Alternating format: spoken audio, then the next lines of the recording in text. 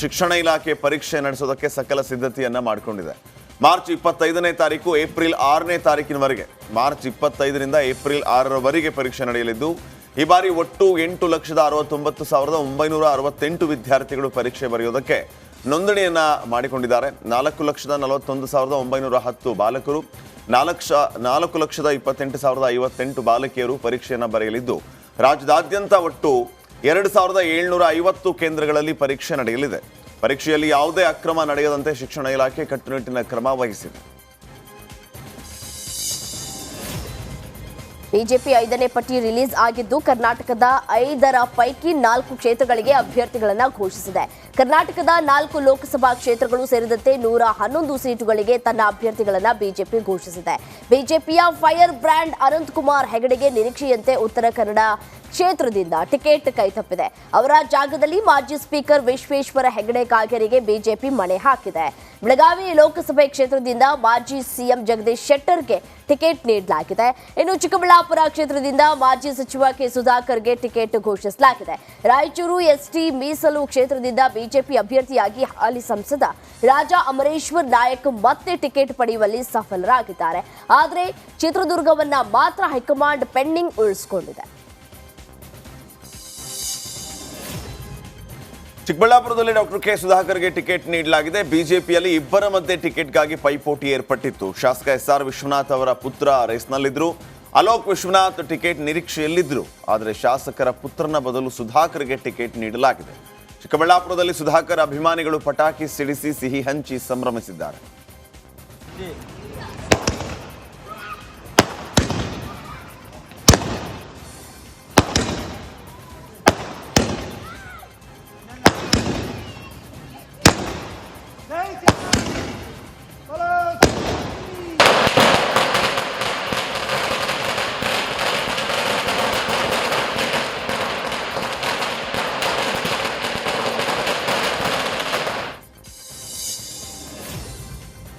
Hassan JDS BJP ಮೈತ್ರಿ ಬಗ್ಗೆ ಒಂದಷ್ಟು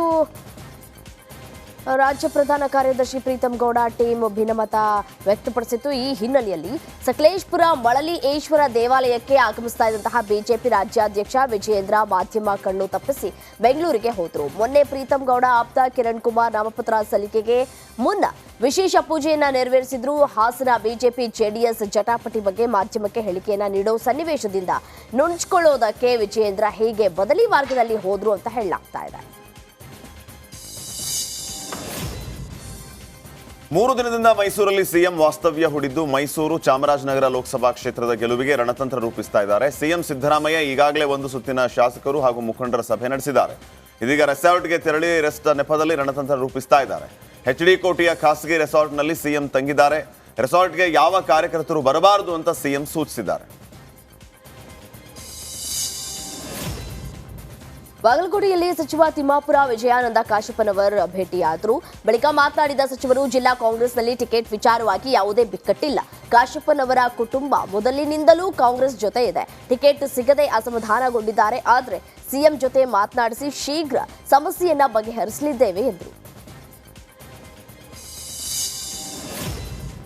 ಶಾಸಕ ಜನಾರ್ದನ್ ರೆಡ್ಡಿ ಮತ್ತೆ ಬಿಜೆಪಿ ಸೇರ್ತಾ ಇರೋದಕ್ಕೆ ರೆಡ್ಡಿ ಸಹೋದರ ಸೋಮಶೇಖರ್ ರೆಡ್ಡಿ ಸಂತಸ ವ್ಯಕ್ತಪಡಿಸಿದ್ದಾರೆ. ಬಳ್ಳಾರಿಯಲ್ಲಿ ಮಾತನಾಡಿದ ಅವರು, ಬಿಜೆಪಿಗೆ ಜನಾರ್ದನ್ ರೆಡ್ಡಿ ಬರ್ತಾ ಇರೋದು ಖುಷಿಯಾಗ್ತಾ ಇದೆ. ನಮ್ಮ ಮಧ್ಯೆ ಯಾವುದೇ ವೈಮನಸ್ಸಿಲ್ಲ. ಜನಾರ್ದನ್ ರೆಡ್ಡಿ ಬರ್ತಾ ಇರೋದು ಬಿಜೆಪಿಗೆ ಆನೆ ಬಲ ಬಂದಂತಾಗಿದೆ. ಹೊಸ ಪಕ್ಷ ಕಟ್ಟಿ ತಪ್ಪು ಮಾಡಿದ್ರು, ಈಗ ಸರಿ ಆಗ್ತಾ ಇದೆ ಅಂತ ಹೇಳಿದರು.